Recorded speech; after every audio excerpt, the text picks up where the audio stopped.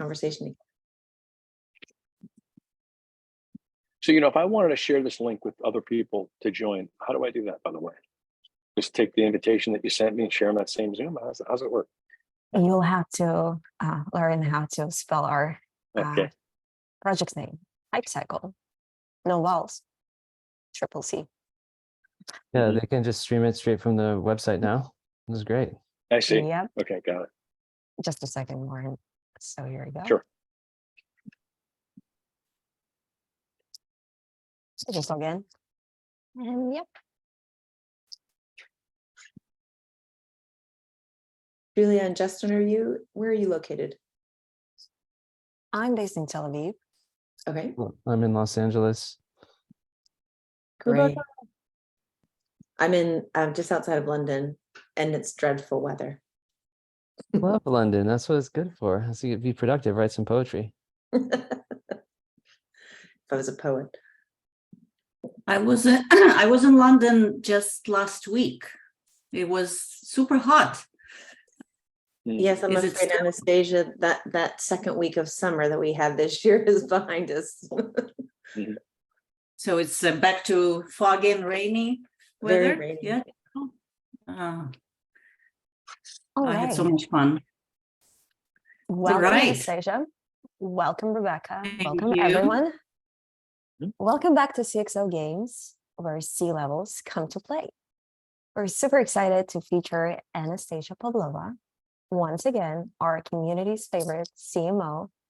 And on today's show, to all of you watching and to all of you who's new and joining, we have a debate, an intellectual conversation between Warren Zena and Tamara McMillan, brilliant, excellent CRO leaders. And let's just do a round of introductions to make it fair.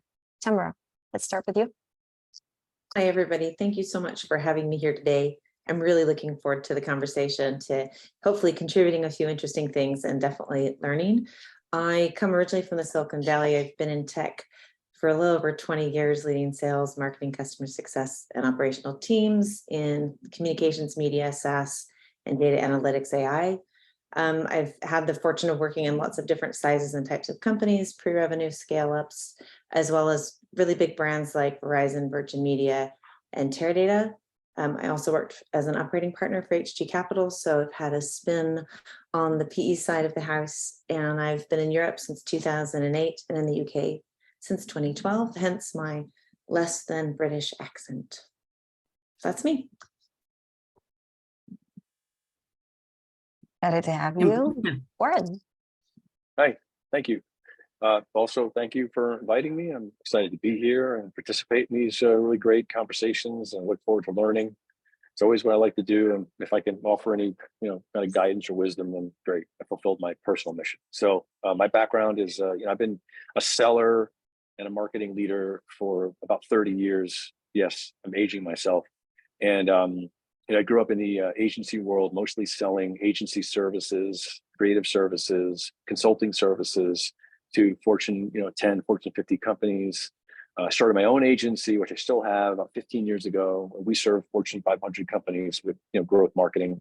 And then I worked for 3 big holding company groups. I worked for Publicis and for Havas Media. I was an executive of both those companies, where I oversaw some pretty big engagements with for Fortune 50 companies, pharmaceutical, CPG, financial services, et cetera, et cetera. I was a CRO 2 times. One company I actually worked for was a British-based company selling ad tech services. I got into the ad tech space through my relationship with all the agencies. I became a buyer of agency services through ad tech companies, and got very involved in the SaaS business, where I started to develop the ideas around building better revenue engines for companies, focusing specifically on the success of chief revenue officers. And 4 years ago, I started the CRO Collective to help just do that. So I'm excited to be here and bringing whatever I can to the conversation. Thank you. Welcome to the show. Justin Michael, Rebecca, welcome. I model hats with gorillas on them. It's a What's good up life. with gorillas? That's a conversationalist. I did save some sea turtles once. It's a real thing. I came from the nonprofit SaaS sector, but I know Warren from travels. I'd run into him in San Francisco in the golden age of ad tech. Nice. Pleasure to be here. That's great. Way to save some sea turtles, Justin. My name's Rebecca. I'm the head of community here at Hype Cycle. So I'll be in the Slack channel. You can see it right down below. Just click there and you'll be able to join us in Slack. I'm really passionate about community-led growth, and we're going to have a wonderful conversation/debate today. Can't wait. Our topic today is why most ABM efforts fail. Without further ado, Anastasia, let's get started. All right. Well, it's a very impressive audience today and participants. I'm really excited, Tamara and Warren. You have impressive careers, and I'm sure I will learn a lot from you, and so will our listeners. So I've been in B2B SaaS for more than 15 years, and you've probably seen how much the business and environment have been changing recently.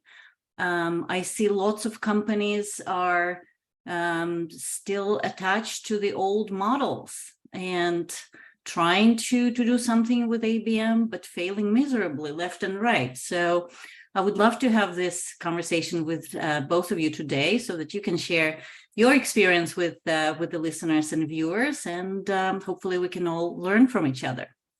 So before we dive in, let's define what ABM is. It's a terrible acronym, by the way, but I'd love to hear your perspectives. And what does it mean for you and for your businesses? Tamara, let's start with you. Excellent.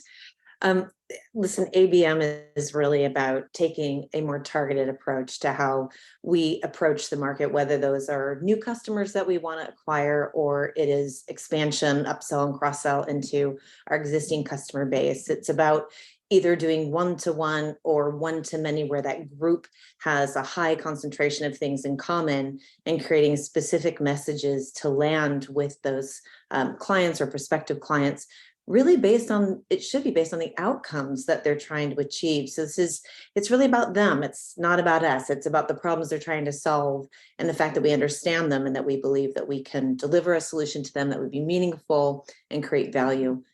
So I think at a high level, that's what ABM is. It obviously involves lots of steps, but I'll give that offer and see how Warren may want to add to that definition. All right. Well, that was great. Yeah, thank you. That was great. And I echo everything you said. It's absolutely what it is. And I'd say maybe a little additives to it is, my opinion is that all marketing should be ABM. It should be. Why shouldn't we be focusing on the people that we're trying to sell to? I don't know why we had to create this thing called ABM in the first place. It's like, what's the opposite of it? It's like, just blasting non-people, So I think that there is a bit of a weird thing where suddenly some people discovered that, we should really try and talk to the customers we're trying to sell to, specifically. And I think ABM is a way to operationalize something that should be a distinction of organizations, but it's not. And I think that's, without getting ahead of ourselves here, I think that's largely why it's failing, but we can get into that. But yes, I think Tamara's definition was spot on. I won't add to it because it was eloquent and just fine. But thanks. So who owns ABM? Warren. I believe that ABM should be owned by the chief revenue officer, because it needs to be Spoken from the chief revenue officer. Customer centricity is critical, and I believe that the CRO should bring account-based marketing principles to create alignment across all functions of the revenue operation. That's the best way for ABM to succeed. So, if I'm going to go after a customer, let's say, for example, we determine that there's a massive CPG customer out there that we've just never gotten before. We decide that we're going to build a beachfront around closing, let's say, Procter and Gamble. Okay. Well, look, I'm going to need my marketing and my sales and my customer success organizations to all contribute to this effort, not just marketing. Granted, it will ultimately be an outreach methodology initially to build brand value for them and focus on how we can service their needs, but it might be like pushed through the marketing channel as an initial outreach, which is why we call it ABM, right? But it really should be account-based revenue, not account-based marketing. It's my opinion. And I think that that's the problem, is that I think that, without the alignment, I think this is the problem. Without the alignment, that's required for really effective marketing and sales and revenue growth, it ends up looking just like every other effort. And that's why, I think one of the issues why ABM failed is because there's not a discipline around cohesion between the disciplines and the functions. So that's how I think the CRO should oversee it, because they've been sure that'll happen.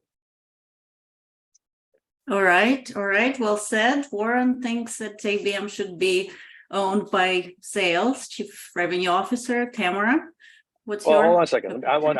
No, that's not what I think. I don't think CROs oversee sales. Yeah, I think That's I not heard my you, and opinion. I agree with you. Well, that's a different Warren. debate. So, Let's. Yeah. That's a well, yeah, different but it's important because you characterize my answer in a way that's not accurate. So I want to make sure it is. So I don't think it should be overseen by sales. I think it should be overseen by someone who oversees the entire revenue operation, not just sales. Yeah. So it's not a small thing. It's an important distinction to make. It's critical for ABM to succeed. So that, and I think the problem is, I'm sorry, but sales oversees too much. Okay, and marketing doesn't oversee too much. Look They at what should, marketing they should have more. They should have more involvement in revenue functions, marketing. They should have a bigger seat at the table. Can I offer something? So Please, Tamara, please. So I really agree with you, Warren. I think the chief revenue officer role, and I know that you articulate this in the strategies that you promote to CEOs, the CRO in its ideal incarnation does own sales, marketing, customer success, and the appropriate operational teams that support that. That may be revenue operations, it may be portions of implementation if that's in the onboarding space. There's some strings there, and that role can begin to feel quite large. But I also think that's why you need very senior, capable leaders over the functions themselves: sales, marketing, customer success, account management, in order to make that work. And I would say you're right, it is around alignment. So for me, the gospel that I preach is the way that we drive that alignment is by CROs crafting and developing incredible go-to-market strategies in conjunction with their chief product officers or whoever is ultimately in charge of product, and taking in the voice of the customer. And when we have really strong go-to-market strategy, it then gets executed by those various teams. Everybody plays a role. The CMO and their constituents have a role. The sales leaders and their constituents have a role. And so when ABM, which is a programmatic aspect of our go-to-market strategy, right, it's on the execution piece of how we grow revenues through very specific targeting. If we're all aligned on our go-to-market strategy and we have a voice of the customer, then it helps avoid the conflicts. It's not a perfect system, it's an evolution. It depends on the size of the business and whether or not all those functions should sit within the CRO remit, but in its sort of purest form, that's the intention, because in that, then we're always looking at the buyer customer journey and the infinity loop that we're supposed to create, which is customers for life. So that would be my answer. And I think it supports, Warren, what you were saying. yeah, 100%. Thank you. Excellent. All right. Well, that's the beginning of a healthy debate. I think we all agree here that ABM should not be just owned by marketing. I would offer that ABM is not, it's a terrible acronym, account-based marketing, account-based everything. It's not a marketing program. One of the biggest mistakes that I see companies make is that they think that ABM is a marketing program. As Warren said, it is a go-to-market strategy, and we need alignment across all go-to-market function to really figure out what accounts make sense for our business and who we're going after and in what manner. And every function that's involved in this decision, whether it's product marketing, defining ICP, or sales, figuring out the accounts, or again, marketing, driving campaigns to engage the accounts. I mean, that's where we need the alignment. I think we got in a healthy debate about the scope of different roles, what CRO role involves and what CMO role might involve. I think we will probably table this debate for a little bit later, or I think that's an excellent topic for the next one, Julie and Justin. But let's dive into deeper into the process of ABM. So I think one of the first steps in the process is defining the target accounts. And that's where I see a lot of companies, again, making mistakes. So in your experience, Tamara and Warren, how did you approach that? Or what are some of the best practices that you think worked for you in the past or for other companies, maybe your clients? And what are the mistakes and to avoid in this process? So Let's start with Tamara. I think before you get to the accounts, I think you always need to refresh whether or not you really have clarity on your ideal customer profile. I think one of the reasons we end up targeting the wrong accounts is because we don't really sure who our ideal customer is. And so we take a much broader approach to who we're trying to win. And we don't really personalize then the content or the campaigns that we're delivering to make sure we're winning the right customers and that we're individualizing those conversations, whether it's around an industry or a market or a company size. They may share outcomes that are in common, and so that can be the thing that brings us together. But this is about really understanding where we have the right to win, who we have the right to win with, and which accounts inside of that are the ones that we should be specifically targeting because they're going to be interested in the conversations that we can have together. So I think where it goes wrong is we don't use data and insight. We don't understand our ICP well enough. We get too broad, and therefore, our win rates and the return on investment in these programs is quite low, which then makes people say ABM doesn't even work. It's like, well, I think it can work, but you have to invest the time. So I know one of the questions we wanted to answer here was, well, why might it fail then more in times like we're in right now, more difficult pressures? And that's because under pressure, people cut even more corners around something that they already probably haven't thought enough about. Account segmentation, how we segment our clients themselves and the markets, the verticals, our partners that we work with. There's lots of considerations to make these programs effective. Very well said. Thank you, Tamara. Warren? Yeah, I echo everything Tamara said, spot on. I think the problem that we see, and I've done this before. So when I worked at a couple of the two large agencies I mentioned, it was a very big part of the business model that we had at the agencies to go after big accounts. So we would actually put a whole team of people on. We'd say, okay, we're going to go after Bank of America. We want them as a client. So what do we have to do for that, right? So I think part of the issue is initially first determining, as Tamara said, do we have the right case to make as to why it is that Bank of America should hire us? Do we have the right expertise? Is it in our market? Do we have the right credibility? Have we actually looked at the nature of that business? Do we have the right, to be able to go after that market or not? Is it just because we sort of see an opening, or is it because we have some other success rates or other areas of expertise within that particular vertical that makes its work make sense for us, right? And I think a lot of times we shoot the gun too quickly. We go after an account without really feeling like we really have the real competitive advantage to get that account. And sometimes it's a lot of ego. This happened with L'Oreal. It's a big problem with our organization. We went after L'Oreal mainly because it was like, I think literally it was like someone looked at the wall and they said, we don't have a wildebeest head on the wall, so we need to go get a wildebeest head on the wall because it will fill out the rest of the animals that I have on my wall. And it was really, frankly, not really any other reason for this. It was really literally the CEO simply just wanted to have a wildebeest, and so it was a lot of people scrambling around trying to justify or figure out the right strategy to approach. And L'Oreal is literally a beast of a client to go after, right? And I could see from the beginning, the problem was a lot of time is being spent in everybody figuring out, well, why is it that L'Oreal should hire us?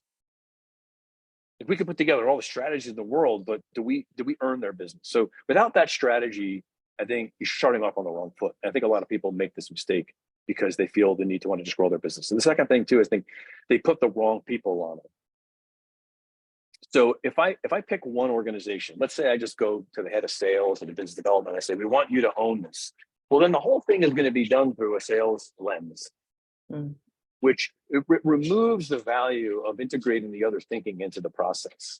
Or like to your point, right? If we go to marketing and say, we want marketing to own this, well, then it's going to be a marketing-led exercise and sales is going to be not involved and they need to be.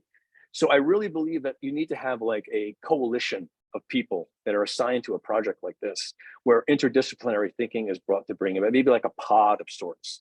so that you really make sure that the right strategy is put together with the emphasis on all the elements that are going to be required to do it. It's content development, personifications, ICP, development, segmentation, stakeholders, et cetera, research. And I think that sometimes, unfortunately, egos get too involved and they want to kind of run things, and it turns into a mess pretty quickly. It doesn't work. I Thanks. have another example to complement that. You give such great examples there, Warren. It is about really making sure that we can win in the accounts that we're targeting, even if they are a fit in terms of where we feel we have the right to win. We had as a strategy in one of the businesses I was working with that we knew that we had a right to win in financial services, and therefore there was an expectation as part of the go-to-market strategy. Let's go and win this much revenue this year. Let's target people specifically to work this vertical. But guess what? Our product roadmap hadn't taken into consideration, did we have all the right features, functions, or compliances that was going to allow us to win in that market? And if we didn't, where were they at on the roadmap, and how long were they going to take to get there? And how did that align with the sales cycle and the hiring of the right people who understood how to win within those accounts? So I think it is this multidisciplinary, cross-functional approach that I do think really, when you can get that go-to-market strategy right, if we all have that conversation up front, then we can help identify those things early on instead of running off and doing a campaign to win accounts that actually, even if we won them, we couldn't deliver, which would be terrible. And I'm sure we've all unfortunately had that experience.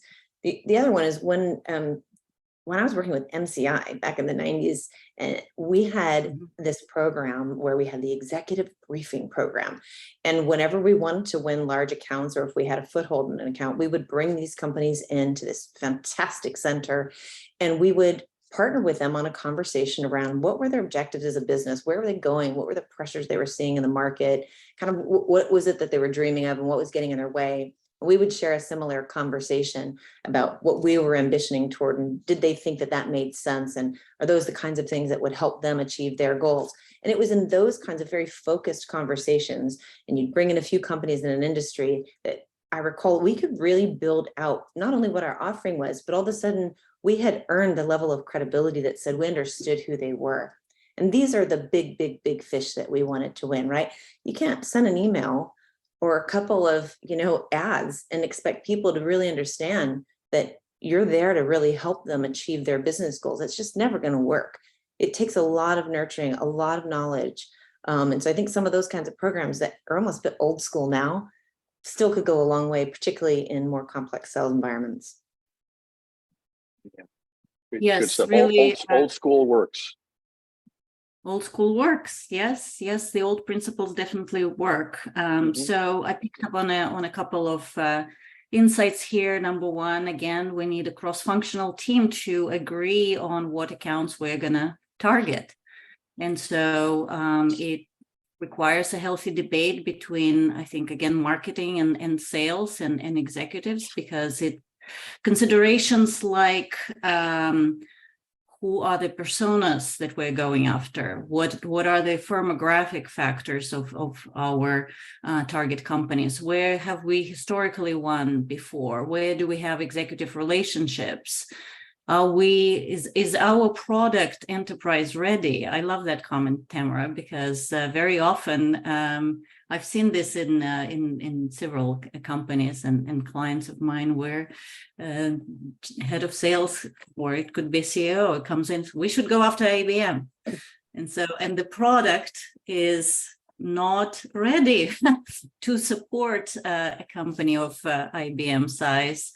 Not only for compliance reasons, but it's just not built in a scalable way, and there are no support teams that can really put enough effort to enable a company of that size. But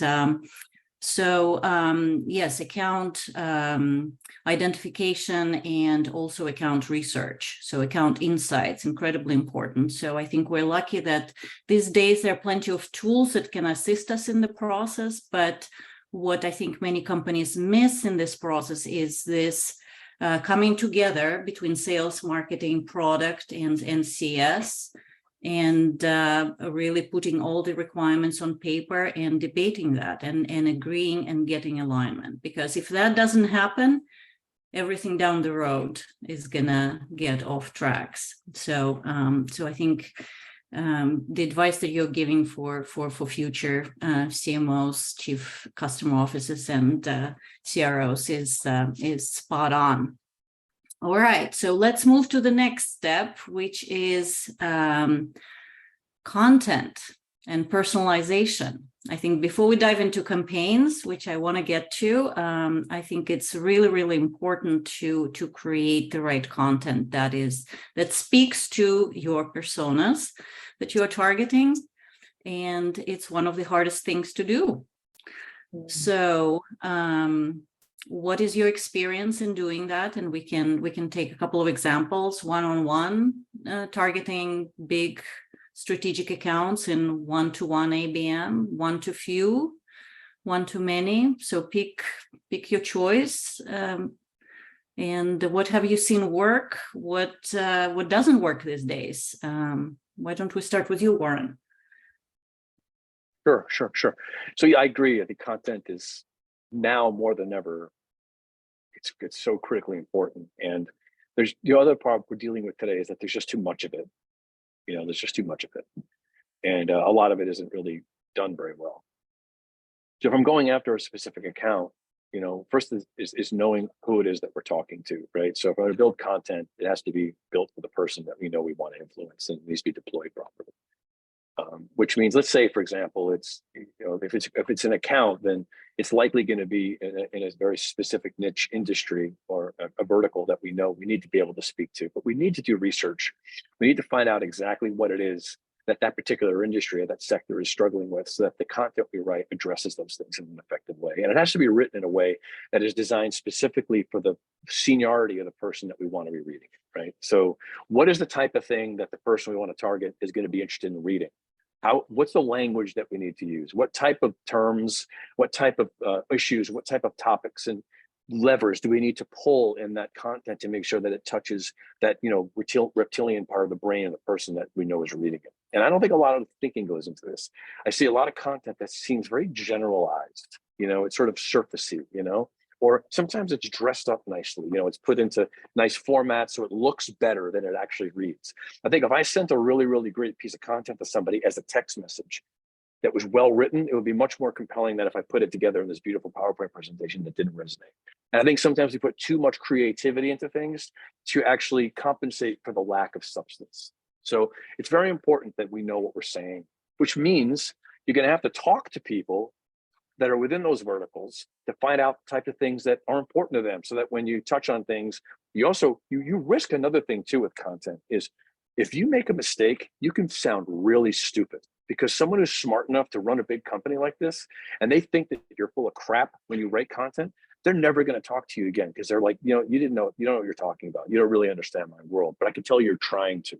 So you really have to hit the mark, and you don't really get a lot of shots at it. You have to have like one or two. So we spend a lot of time doing this at the company I work with right now. We have an agency, and a big part of our business is creating content for clients. And we're extremely meticulous about this. Thought leadership. Another thing, a good thing about content is maybe have a reputable third party write the content that they trust. Why should I write it? Maybe I'm not the right person. Maybe our agency isn't. But if we know somebody who has the credential that we can deputize to produce that article or that content that they do trust, then we'll be borrowing equity from somebody else to make sure that we're, kind of associated with somebody who we know is a better deliverer of a message than we are. And they're probably better qualified to do it. I think the mistake that companies make is they think they can do everything. They can figure it all out. When in fact, sometimes you have to reach out to the marketplace and find people who are just smarter than you about something and make sure that they're the ones that carry the message, because it's going to work better. So a lot of this is having a little bit more of an open mind about, what is it that somebody wants to be reading? What do they want to be thinking about? What matters to them? What gets them up in the morning?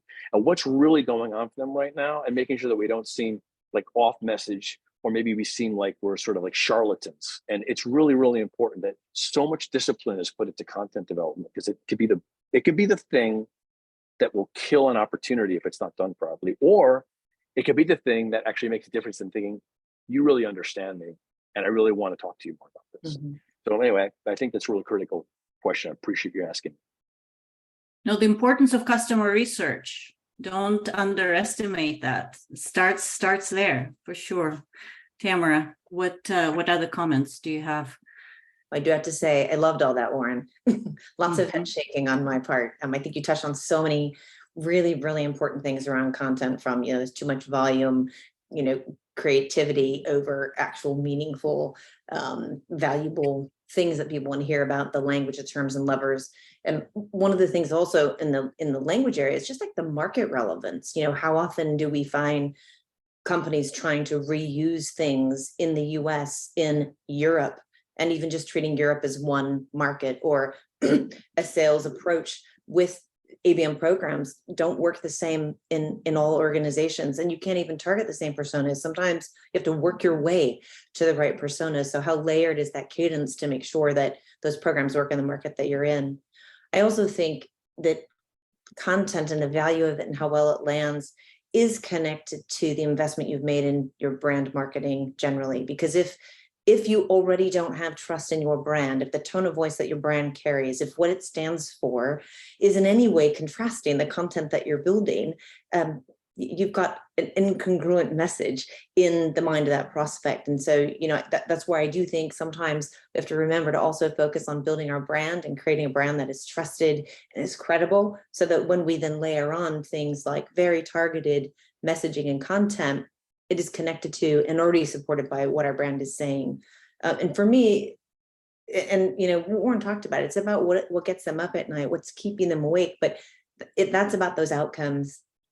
So often our content is still pushing products and still pushing features and functions. What people care about is, do you understand the problems that I have? Do you understand the value of solving this problem? And are you communicating what's the cost if I don't solve it? Like, we always want to say, hey, it's great ROI, or this is a great problem to solve. We know it's meaningful for you, but there's also a cost of not solving this problem. And potentially there's a bigger cost of you not solving it with me. So how do we bring that across to a customer that says, I really need to have a conversation with this particular business because they get me and they understand me. And I think that I can have the least amount of friction and get to where I need to go in the shortest amount of time. Yes, well said, Tamara. So I agree that content and brand are very connected.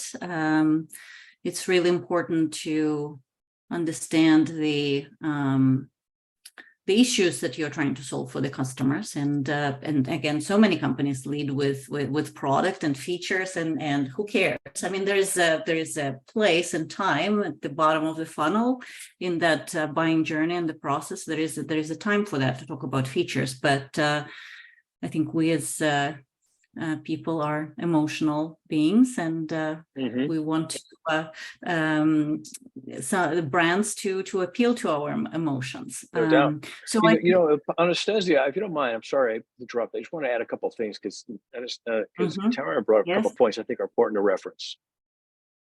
One is this too, is like, okay, so obviously it's critically important that, to Tamara's point, we need to appeal to people's motivations and needs. It has to be about them.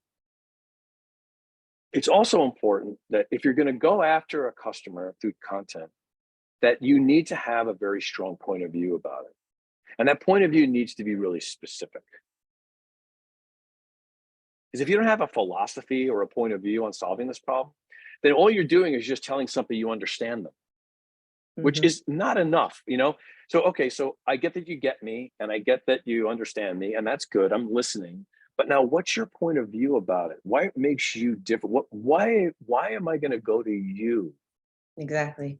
To solve this, because you brought to me another way of looking at this that I didn't think about before, or that you've doubled down on a specific point of view, and you do it with confidence, and it makes me want to learn more about that point of view. And I think that this is another problem, is that just understanding, we're not in this business just to understand people, it's to solve their problems.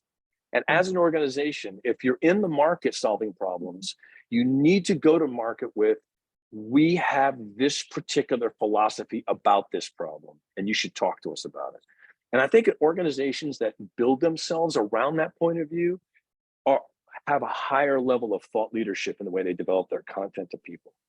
than Yeah. just understanding people. So I just want to make sure it's important that as an organization, you should do a lot of work and figure out, you know, what is it that we think about this?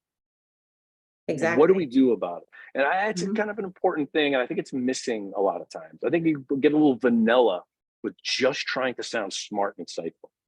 And that's why I love that you said that, because that's exactly why, you know, what I'm saying, it's not just about the cost of not solving the problem or the value of solving the problem. It's specifically what's the value of solving it together? What's the cost of you solving it with somebody else? Because otherwise they could buy it from anybody. And, you know, sorry, nobody cares what we sell.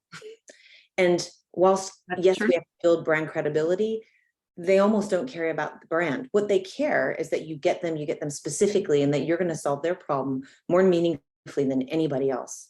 That's what they want, and that's what they buy. Now, at the end of the day, to your point, Anastasia, it's backed up by a brand. It's got to be trusted. It's got to deliver, have the features and functions and compliance and security. But those are table stakes for buyers. They assume that you have that. Otherwise, how dare you actually have a conversation with them? You're wasting their time, and time is something they don't have a lot of. So, you know, the more that we can construct that, I mean, it's a lot to ask of content, and obviously it's going to be backed up by sales conversations, but the more that we can solve those early objections and questions in the mind of the buyer, the shorter our sales cycle and the more meaningful the outcome, and therefore the opportunity to sell more stuff and keep them for a long time. Yes, well said. Competitive differentiation is critical, and I'd love to hear your stories working with particularly earlier stage companies and founders, because they believe that they build this fabulous product and everyone should be coming to them. It's not, and they will put it out there and talk about all features and functions, and not even trying to make a connection with target companies, and create this emotional connection, and the need, and articulate why they're better, why anyone should care. So any fun stories from the recent past that you want to share with our listeners? I won't name the company specifically because that might not be fair, but there was a key feature, a key statement that this business made about the problem that they solved in the market and the way that they did it. And they really felt that this was the most important thing that differentiated them. And we had quite a few conversations around the fact that we had nothing to validate that actually that was true. And in fact, the evidence that we had suggested that it was more of a nice to have. And so it took a third party, you know, pricing, packaging, customer surveys to really prove that out, which was difficult, right? Because when a founder or early stage CEOs have really convicted themselves that this is why their product is being purchased, telling them that it's still a really important product or solution that they're bringing, but that's not the reason people are buying it, is a hard pill to swallow. I think what you can do, though, is say, look, that doesn't mean that this isn't important. It just means it may not be the highest purchase criteria, right? It may not be the most meaningful thing. It can still be meaningful to us, and it can still be something that we value, but what we need to attach to is what's meaningful and important for the client. So that was, yeah, they're not the most fun conversations. And you have to be respectful and thoughtful. You know, the hardest thing you can do is start a company and get it to successfully grow. And so I think you need to be respectful of that and figure out how you navigate that conversation. Yeah, definitely. I think it also depends on the stage of the company, and are you building, are you creating a new category, or are you competing in an established category? And then competitive differentiation is so important, and figuring out, are you a value leader, or are you a follower, are you a challenger? And all of that is different depending on the stage and phase of the company. As Warren talked about customer research, I think it is so critical, and it's mind-boggling how few companies actually invest enough in customer research. I'd love to get your thoughts on who should own customer research, and what types of customer research has worked for you in your advisory roles, or corporate worlds, or agencies, and what do you recommend for different companies, different stage companies? Warren, maybe, or Tamara? Tamara, you're ready to go? I feel like You know I'm what? done. Go ahead, Tamara. Go ahead. Take No, the lead. no, I'm good. Please go ahead. Okay. Yeah, I agree. Right? It's very important that you know your subject. Right. And as I said before, if you don't, you risk looking stupid, and then you lose credibility. So, the first thing, I think customer success is a really good organization for this, because, people who are talking to customers have a good insight into what makes people tick and why they do things, why they want to do things. It's certainly not at all, belittle the value that marketing organizations bring to research, because they're good marketing organizations are excellent at it. I think we tend to ignore customer success at a disservice to the organization, because when I speak to customers and I'm dealing with customers, I'm selling customers, or I'm renewing customers, or I'm losing customers as an organization, the incredible amount of insights that come from that organization can be transferred to other segments of the business for sure. And I think that you need to really have that person be very much involved, if not own it. Does that mean that customer success organizations need to be research organizations? No, I don't. I mean, research is a very unique discipline. And there's like disciplines, and there's a kind of a brain that people have are really good at doing research. And this could be anything from, actually reaching out to people who are represent the ICP that you're looking to target, and asking them questions so you find out really what makes them tick, what matters to them. Another thing that you could do, what we've done too, is find out what types of articles or what types of content seem to be resonating with people, right? I mean, you can see these days, what's good about it is you can look online, you can see what types of content are being consumed or being responded to. People are very vocal online about what it is that they like, what they don't like. And you start to get a good sense of like where people sit with things. To be honest, on a stage to a large degree, I think it's just putting in that effort in and of itself is critical. I just don't see, as you already said, enough effort being put into this. It's crazy to me how much content is sent to me, but I could tell no one thought at all about how they were studying this to me. Like, this happens to every one of us, I'm sure. I'm not unique in this respect. Yeah.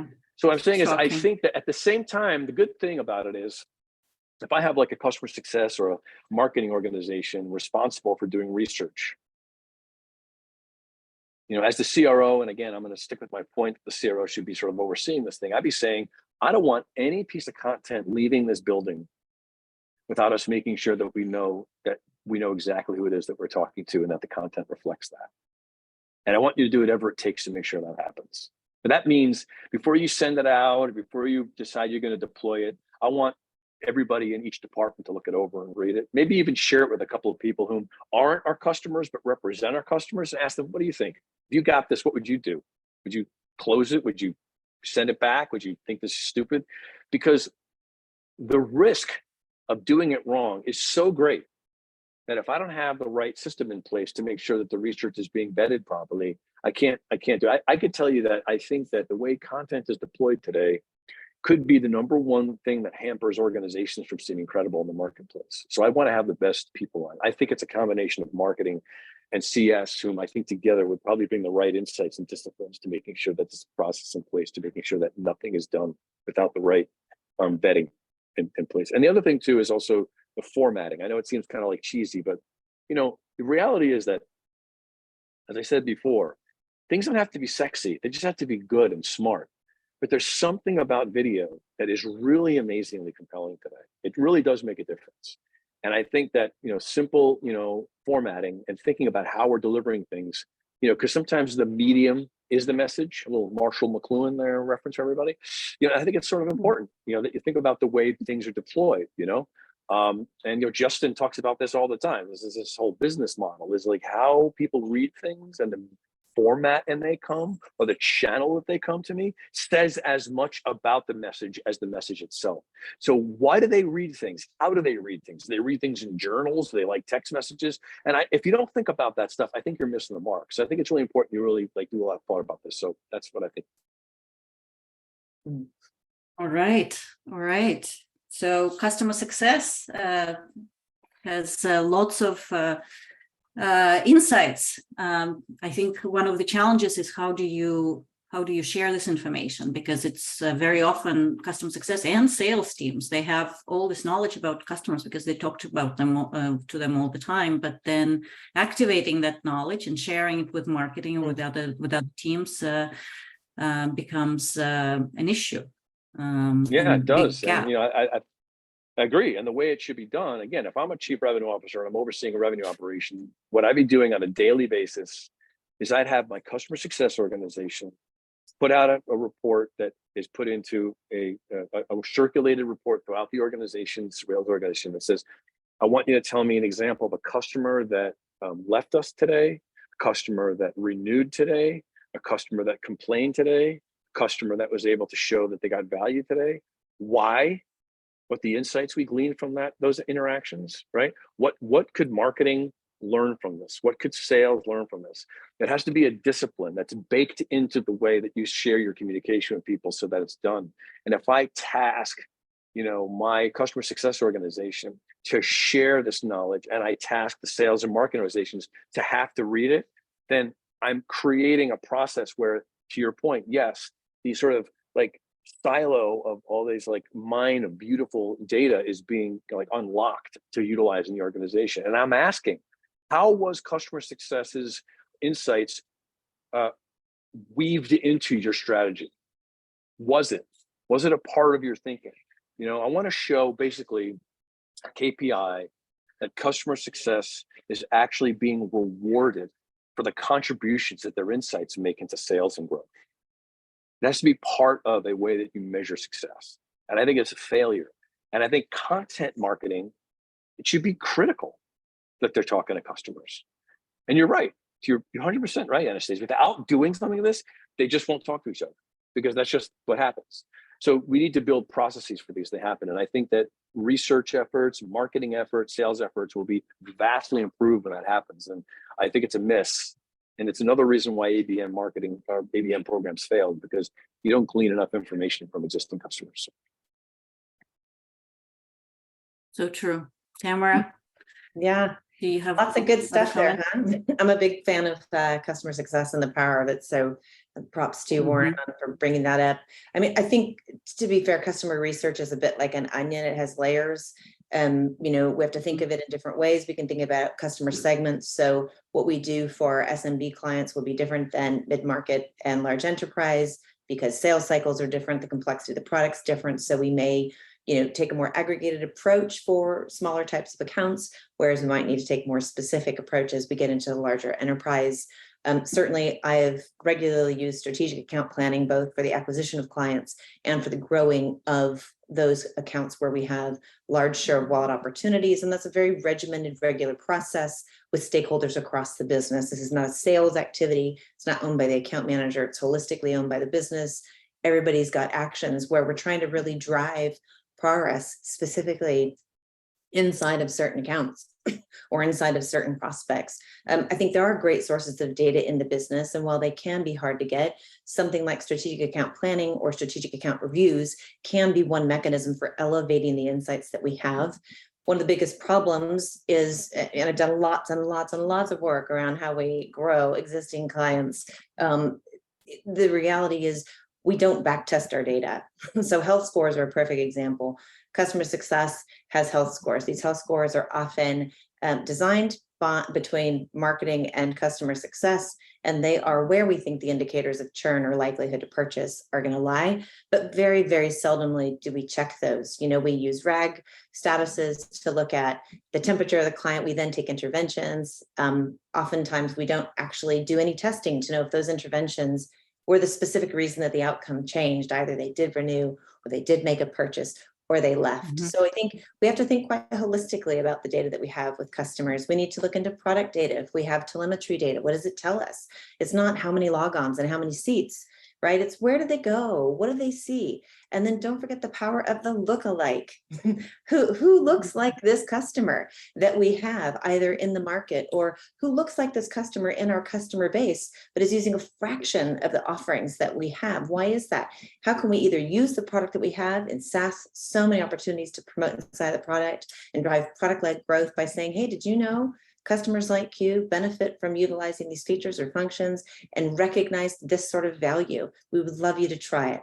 You know, there's lots and lots of things that we can do that are forms of customer research, and certainly external parties, whether it's official marketing research on industries or verticals, whether it's engaging consultancies like in pricing and packaging. I often find their data to be hugely insightful for both winning new clients and also extracting more revenue out of our clients where we are literally delivering more value and we're just not charging enough, or how we can package up our products and give more of what we have to offer into customers who can avail themselves of our services. So yeah, I'm a big data geek. I love data. I love the application of data, but at the end of the day, it's the insights and which ones are most actionable, because we have more data than we can shake a stick at. So you need to know what to look for. You need to test that what you thought it was telling you is actually the story, and then don't be prideful, just adjust. Look for new data.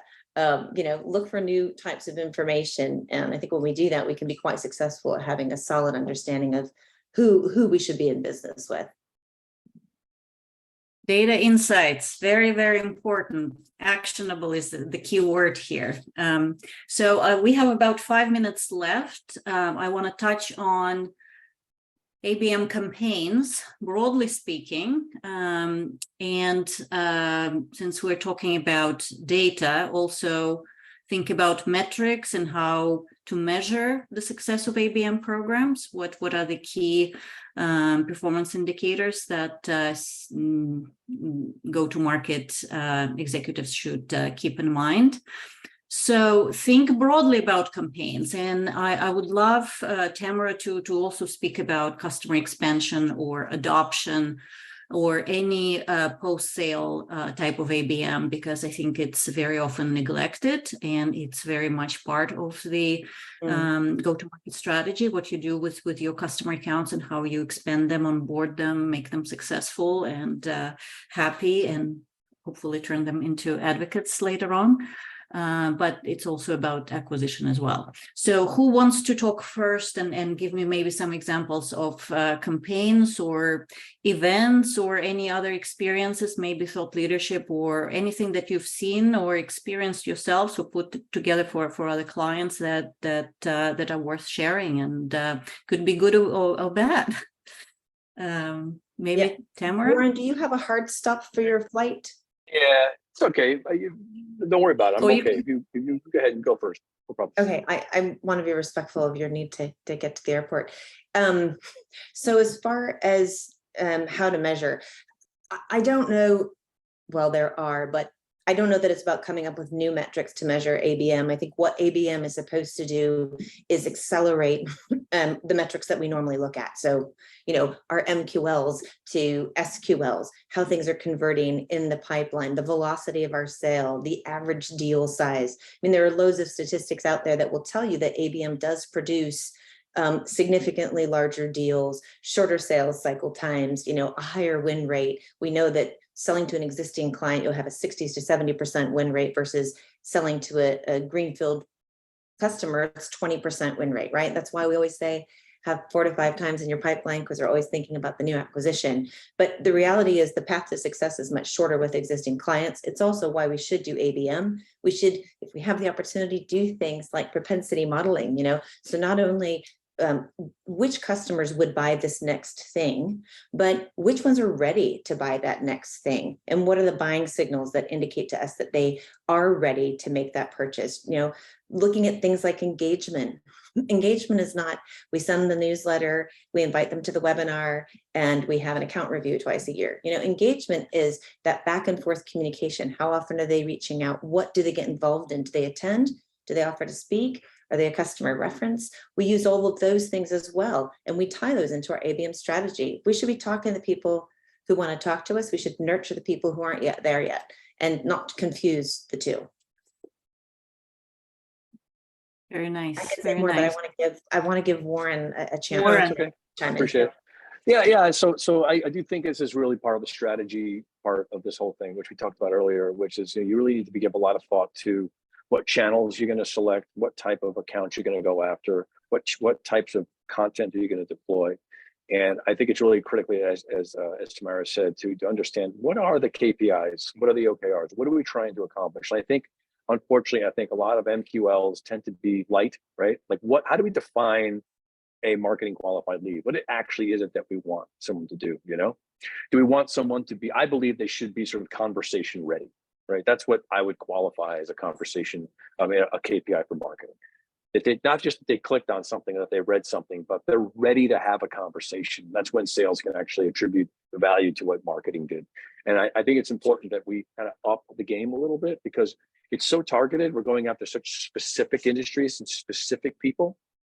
And actually, in a way, makes the work a little bit easier. I mean, because we're doing this a lot. One of my clients right now is a conglomerate of all the mental health facilities in the United States. They're buying up all the mental health facilities, and they're creating a US-based telehealth and location-based healthcare, mental health care company.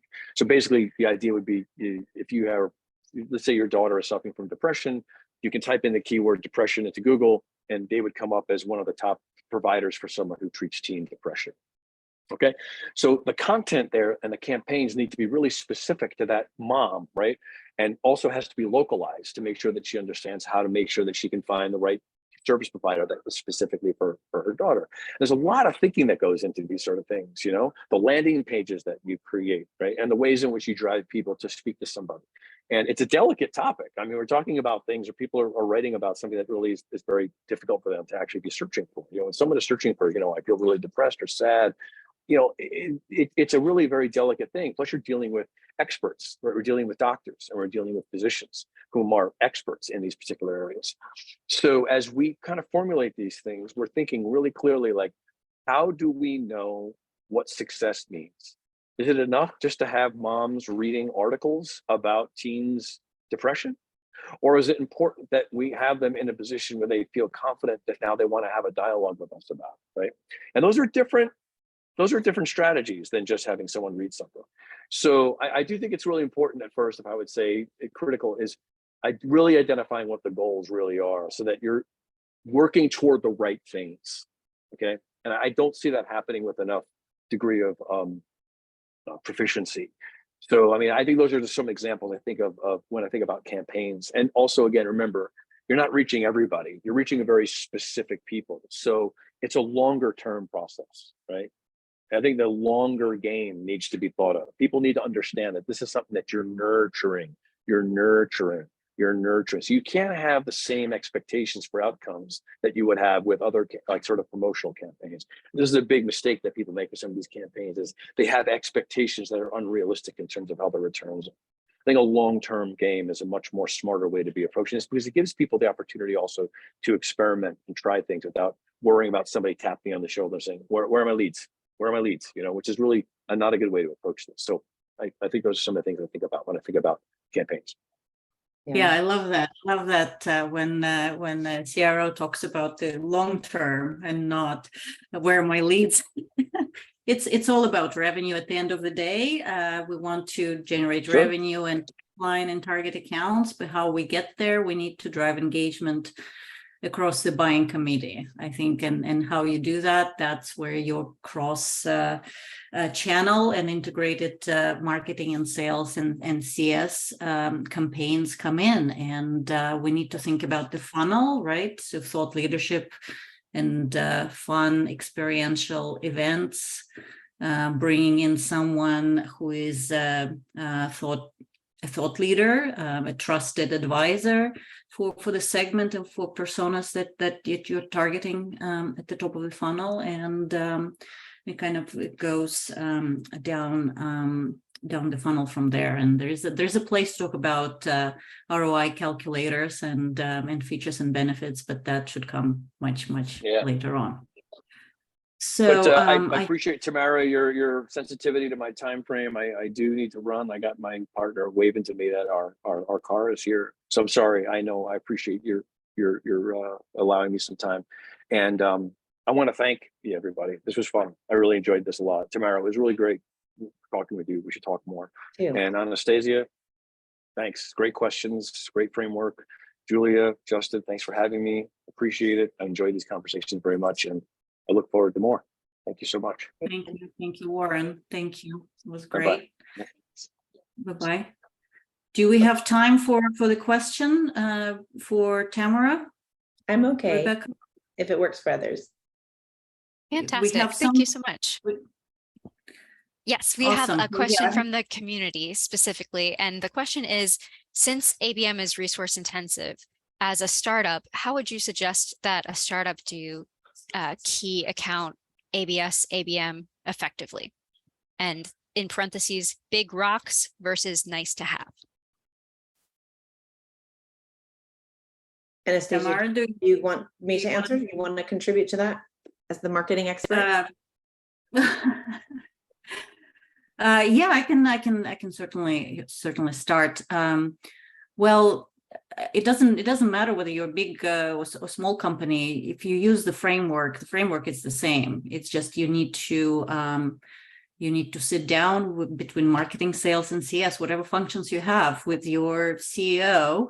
If you're lacking in people resources, and still figure out what is the ideal customer profile that we can go after and we can win. Do we have historical wins in certain industries or with certain company sizes or certain departments?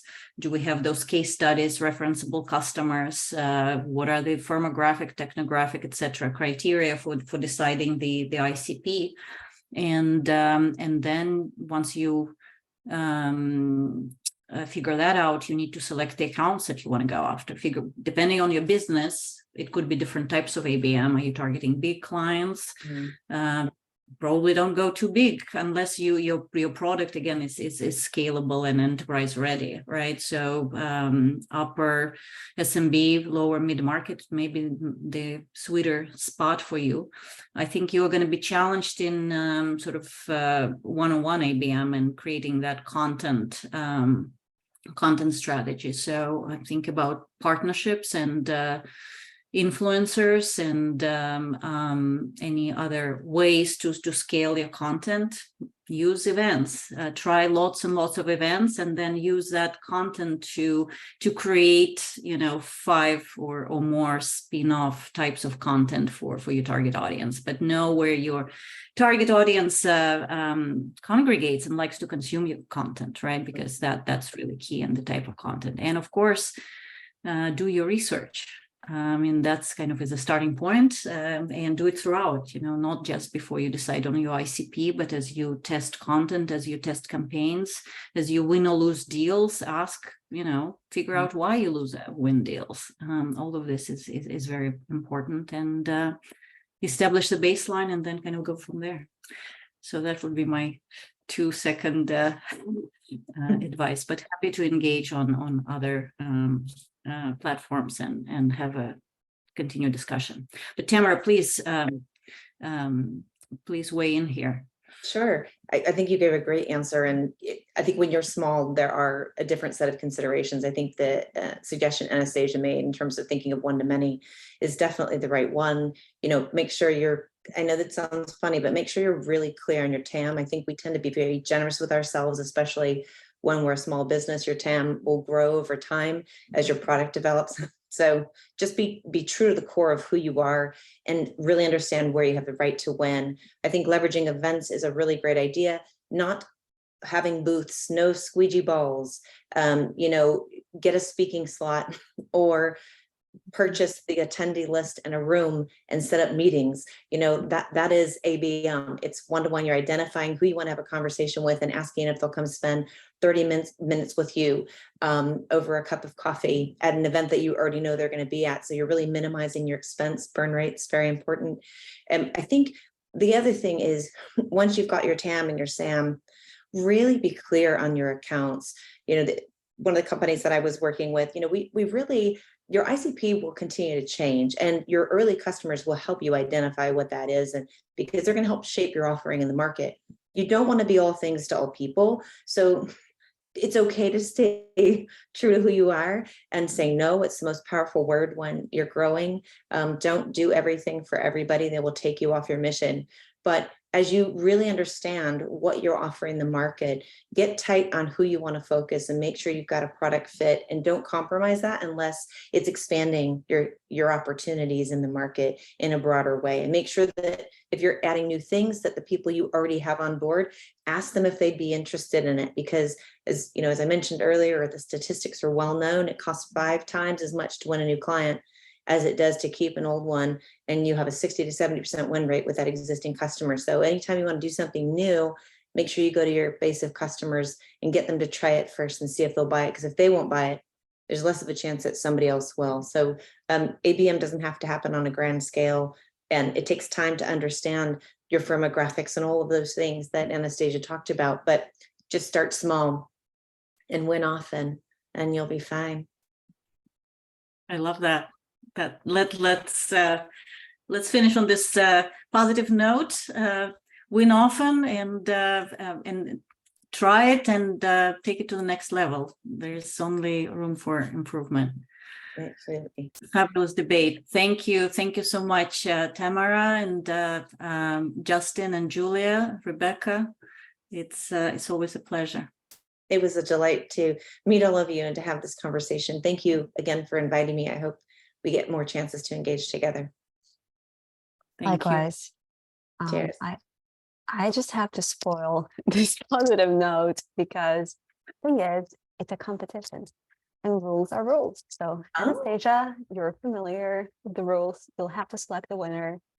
And yeah, Warren versus Tamara.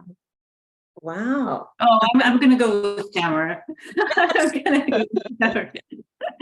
Congratulations, With Warren, Tamara. I think we need to have another debate on the scope of the CRO and CMO role. I think there's some golden nuggets there, but yeah, it's a delight to be speaking with both Tamara and Warren. But I'll go with Tamara. Oh, thank you. Well, it was a tough competition, I'm sure, and a difficult decision. So I'm delighted to have been here. Delighted to see you on Friday, VC Endgame. And yeah, join us tomorrow, 9 a.m. Pacific. Justin, Michael, any last words? You're on mute. Mute. It's good to be muted. What can I say? It's been a really interesting debate. I like ABX, all bound ideas, but it was great listening in. Yeah, we're at 9 a.m. Pacific for the rest of the week. And if you missed this, we've got the archives. We're streaming now. If you can spell hypecycle.com, it's just right there. Log in and watch us. Please follow Anastasia and Tamara. And yeah, we're very excited for the new format. Great job, everyone. Good to see you. Thanks. Thank you.